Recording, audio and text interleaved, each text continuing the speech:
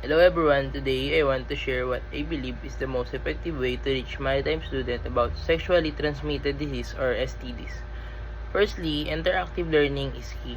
Instead of relying solely on lectures, engage students with activities like group discussions, case studies, or role-playing scenarios.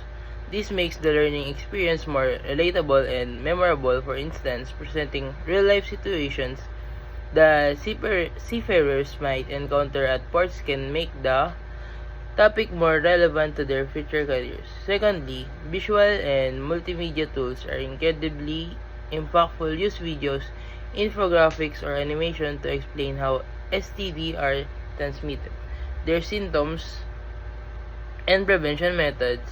These tools simplify complex medical concepts and grab students' attention.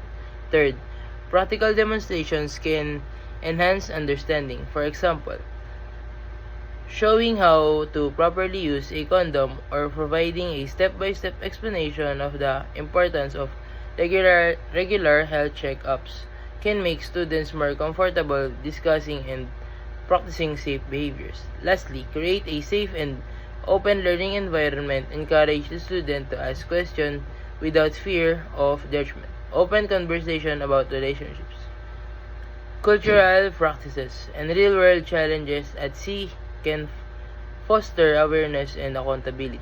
To sum it up, teaching about STDs isn't just about sharing information. It's about empowering maritime students to protect their health and make informed discussions.